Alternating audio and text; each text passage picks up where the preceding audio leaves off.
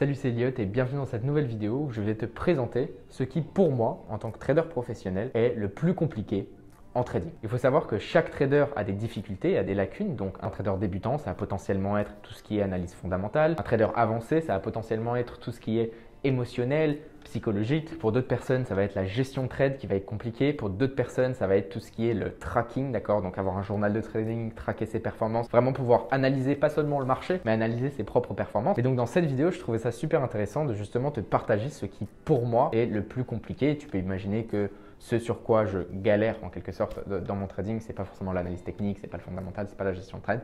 Mais donc je vais te présenter ça aujourd'hui.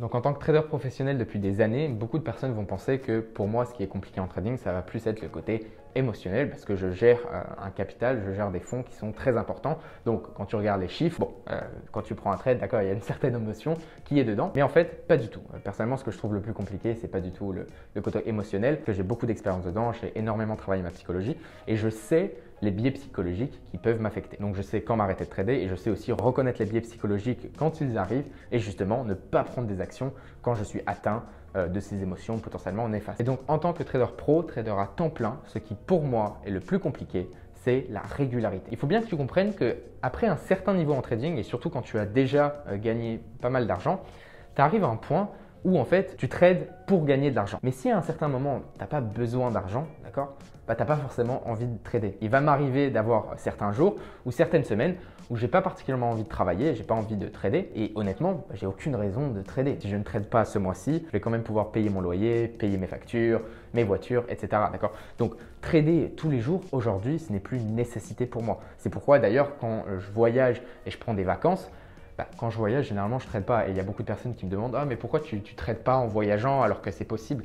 Certes, c'est possible, mais quand je suis en vacances et que je suis en voyage, je n'ai pas envie de passer du temps à trader parce que je n'ai pas besoin de l'argent et je préfère trader quand je suis à mon bureau tranquillement. Et donc là vient le problème justement de régularité. Parce que quand tu n'as pas forcément besoin de cet argent et donc tu n'as pas forcément besoin de trader, en fait, tu te déconnectes en quelque sorte des marchés et tu n'es plus au courant de ce qui se passe. Donc si tu sais un petit peu la manière dont je trade beaucoup avec le fondamental, tout ce qui est économique, géopolitique, c'est d'ailleurs la manière dont la majorité des traders en institution trade. Et justement pour cette analyse fondamentale économique, pour moi c'est super important de toujours être dans le bain, toujours savoir ce qu'il se passe. Et donc tous les jours, j'ai pas une énorme analyse fondamentale à faire et connaître tout ce qui se passe dans le monde. Parce qu'en fait, je le sais toujours au fur et à mesure. Donc c'est un petit peu comme une télé-réalité. Une télé-réalité, si tu la regardes tous les jours, tu sais ce qui se passe, tu sais les histoires qu'il y a eu. Donc quand il y a une nouvelle histoire, ça tient sur 2-3 lignes, c'est un petit update et voilà. Alors que si tu rates 30 épisodes et que tu reprends donc 31 épisodes plus tard, tu vas être complètement largué, d'accord? Il va falloir que tu re-regardes tout ce qui s'est passé avant pour pouvoir comprendre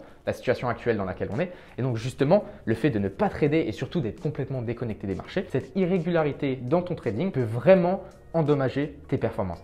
Et moi personnellement, c'est donc ce que je trouve être le plus compliqué en trading parce que parfois, je n'ai pas envie de trader parce que j'en ai pas besoin. Mais si je ne le fais pas, en fait, ça affecte mes performances futures. Donc mon conseil pour tous les traders qui sont déjà rentables et qui gagnent très bien leur vie et qui donc n'ont pas forcément besoin de gagner 1 euro par exemple ce mois-ci pour vivre et de manière générale, c'est de vraiment essayer de garder cette régularité parce que ça aide vraiment. Je sais que c'est chiant, parfois on n'a pas envie de se lever, parfois on n'a pas envie de trader parce qu'on n'en a pas besoin. Donc sur ce, j'espère que cette vidéo un petit peu différente, un petit peu plus personnelle t'a plu. Si c'est le cas, n'hésite pas à me le dire dans les commentaires, n'hésite pas aussi à me le faire dire en lâchant un like sur cette vidéo. Sur ce, c'était Elliot, je poste une vidéo ici sur YouTube tous les mercredis et tous les dimanches. Tu peux aller toutes les checker sur la finance, le trading, l'investissement. Sur ce, ciao ciao.